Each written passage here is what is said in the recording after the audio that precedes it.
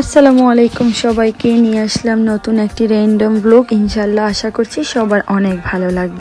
যেহেতু নিউজিল্যান্ডে এখন হলিডে চলছে, গত 2 দিন যাবত আমরা টানা বাহিরে ঘোরাঘুরি করছিলাম, যার কারণে আমি আমার ছোট্ট ছোট্ট এই প্লান্টস গুলোকে একদমই লুক আফটার করতে পারছিলাম না। তাই আজকে প্রথমেই সকালবেলা শুরু করে দিলাম ওদেরকে লুক আফটার করা, কারণ আজকেও আমাদের অনেক অ্যাপয়েন্টমেন্ট আছে। গাছের সাথে টাইম স্পেন্ড করার পর আমি এখানে আমার 2 বেবিকে এখানে শাওয়ার করিয়ে দিয়েছি। রুমটার অবস্থা একদমই খারাপ, যা কিনা আমাকে খুবই সুন্দরভাবে টাইডি করতে হবে। আর এই যে ড্রেস আপটা, এটা কিন্তু আজকে নুরেন লুক হবে। দেন চলে আসলাম বেডরুমে। বেডরুমের অবস্থাও একই হাল হয়ে আছে, কারণ গত 2 দিন যাবতই কিচ্ছু করতে পারছিলাম না। তো এই তো ফাইনাল লুক, কিছুটা টাইডি করে ফেলেছি। এই সব কিছু করতে করতে কিন্তু টাইম যেন একদমই চলে গিয়েছে। ঠিক 12টা বাজে আমার মেইনলি অ্যাপয়েন্টমেন্ট ছিল আমার বাবার গাড়িকে নিয়ে। এটা ছিল আমার বাবার গাড়ি, যাকে কিনা অফ করাতে হবে। এখানে আমার বাবা আর আমার ছোট বেবিটা আমার সাথে ছিল। দেন আমরা চলে গিয়েছিলাম একটু ওয়াক করতে, কারণ আপনি প্রতিদিন যাই করেন না কেন, ওয়াকিং করাটা কিন্তু মোস্ট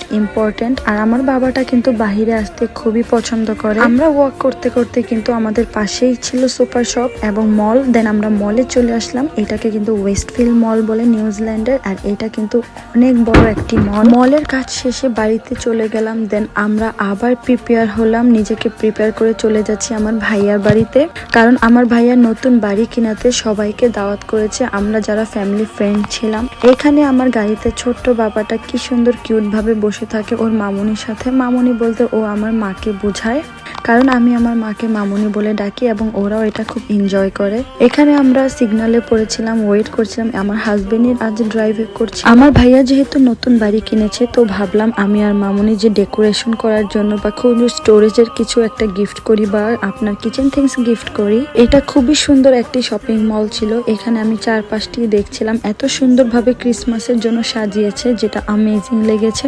সো ফাইনালি আমি কিন্তু আমার ভাইয়ার বাড়িতে চলে আসছি। ওনার বাসার বাহিরের ভিউটা অসম্ভব সুন্দর এবং চারপাশের বাড়িগুলো দেখতে অনেক কিউট লাগছে। আজ আমার ভাইয়ার বাড়িতে আসতে আমাদের অনেকটাই লেট হয়ে যায় অনেক অ্যাপয়েন্টমেন্টের জন্য। এই যে আমার ভাবি আমাদের জন্য অনেক ধরনের খাবার সার্ভ করেছে, প্রিপারেশন করছে সবকিছুর জন্য। আর ভাবির এই ডাইনিং টেবিলের সাইডটা আমার বেশ ভালো লাগে। কথা বাড়িয়ে লাভ নেই, চলে গেলাম একদমই ডিনার টাইমে। আমরা কিন্তু ডিনার এবং স্ন্যাক্স একসাথে করে ফেলেছি। ভাবি আজকে অনেক আইটেম রান্না করেছে, তার সাথে মিষ্টির মধ্যে ছিল আপনার মতিচুর লাড্ডু এবং গোলাপ জাম। ভাবি বিদেশি হলে কি হবে, ভাবি তো জানে আমরা এশিয়ান, তাই চা না হলে হয়। তাই ভাবি আমাদের জন্য খুবই সুন্দর চা করেছে এবং চা খেতে খেতে আমরা কিন্তু বাড়ির দিকে চলে আসছি। আজকের ব্লগ এখানে শেষ, নিয়ে আসবো নতুন ব্লগ নিয়ে।